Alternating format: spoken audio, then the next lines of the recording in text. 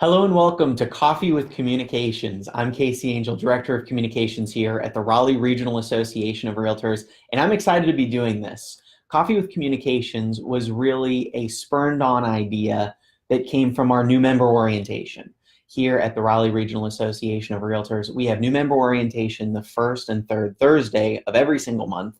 And what we found was more and more agents and realtor members needed more social media expertise, ideas for digital marketing, communications, and marketing in general.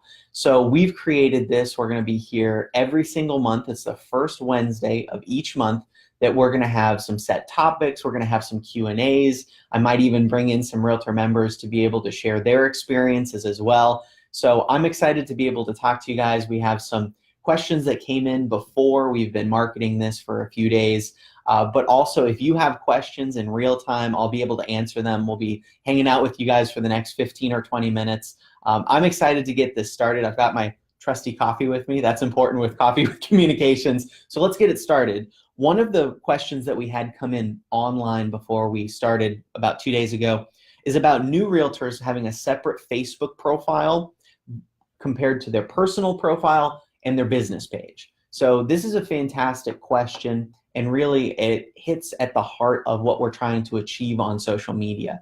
As you're utilizing social media as a professional and with a company, one of the things that's really important to do is to maintain your credibility, to maintain your marketability. And so what you want to do is, if you have a separate Facebook profile for your personal page where you want to talk about all the things that are going on in your life, or things that may be a little bit more controversial if you're talking about politics or religion, or things that we generally say don't talk about them on your business page, because what you're going to do is you're going to end up alienating 50% of the population, as they won't agree with you. So it's really important to have that almost separation of your personal life and your business life, especially when it comes to Facebook. So as we know, if you're just starting out and you want to create a business page, you have to have a personal Facebook page to be an administrator for that business page. So one of the keys that I always talk about is make sure that you separate your personal ideas from your professional ideas, and vice versa. It really does work the other way as well, because one of the things that you don't want to be inundating your family and friends with is all of your listings and all of the things that you do want to talk to your customers about. Because the truth of the matter is that your third cousin twice removed that lives in Texas now isn't really all that interested in your listings, and they'll probably unfollow you. And that's just really not a great way or basis to have for a relationship on social media. So I hope that kind of touches on it. Obviously, if you have questions, shoot them back to me, and we can go a little bit more in depth with that. We'll keep going through some of the questions here. Number 2 is, what are some of the best social media platforms that realtors can use to help spread the word about their business? Great question. I was able to talk to NC Realtors this past Monday online with their Mobile Mondays, and we touched on this. We kind of scratched the surface a little bit. But the truth is that the most pervasive social media is still Facebook. Of all Americans who are adults who have internet access in their homes, 78% of them have a Facebook profile. That's pretty amazing. That's 3 out of every 4 people in the United States who have internet access actually have a Facebook profile. So obviously you can see the reach there. That's why we talk about it first and foremost. And then the fastest growing platform is Instagram. Instagram is continually growing. It enables a lot of the same functionality of Facebook. It utilizes some of the business advertising and advertising centers that Facebook does, because Facebook bought Instagram about 2 years ago. So you're able to incorporate them, do some cross-posting, be able to look at your ad centers, your business centers, your paid and digital marketing between the two of them. And really, it is a fantastic profile and a fantastic platform to be able to show off some great pictures of your listings, to show off great pictures of whatever neighborhood or city that you're specializing in. Those kind of things are really exciting to be able to be a part of. Now, moving on from that, we had a question that was a little bit more technical about the North Carolina Real Estate Commission, NCREC as we know it here, talking about, is there a concise list of rules for social media marketing? Is stating your name, firm, phone, is that required in all social media posts? Does it need to be in every video if you're broadcasting via your business page?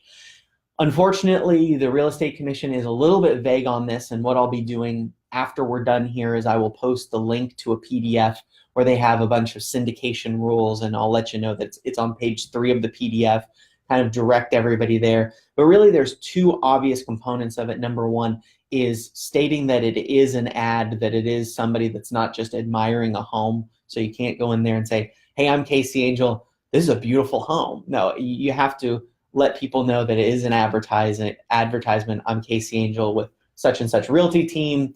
We have this great listing coming up about 123 Main Street.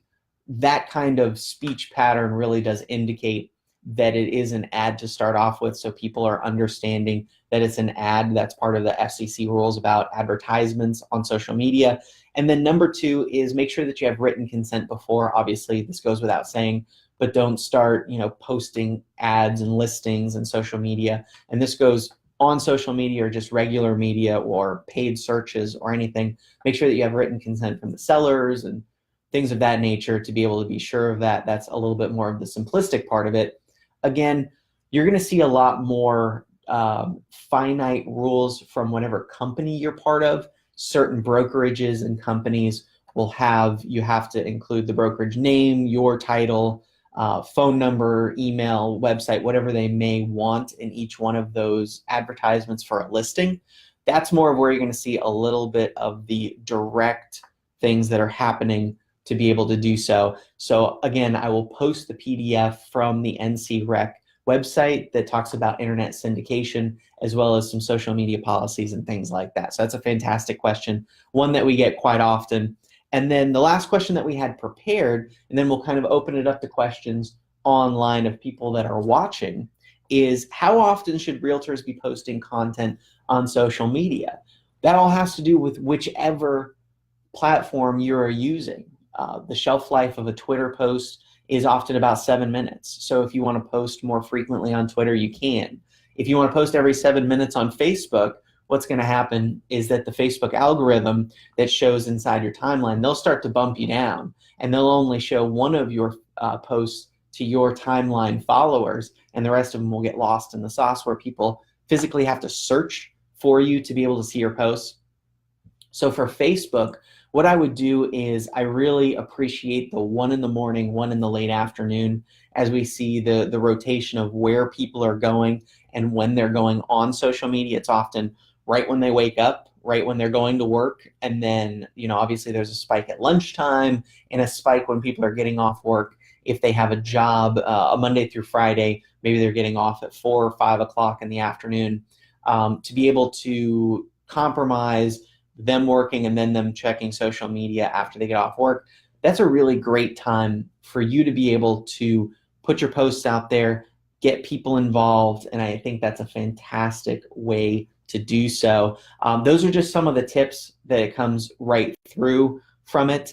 Coffee with Communications, like I said, is something that it's not just going to be about social media. It's going to be about digital marketing. It's going to be about a ton of different ideas and themes. And like I said, I hope we can get some realtor members in here to share some of their experiences, to share some of their successes, some of their failures, and all the things that go about that. So I am super excited to be here. Remember, you can always reach out to the Raleigh Regional Association of Realtors. We're here every single day, rrar.com. Our staff directory is a fantastic resource for people to be able to reach out to not only our communications department, but to all of our different departments here for whatever professional questions you may have needing answers to. So thank you so much for today. I'm looking forward to it. Again, the first Wednesday of every single month, and we will see you back here in March.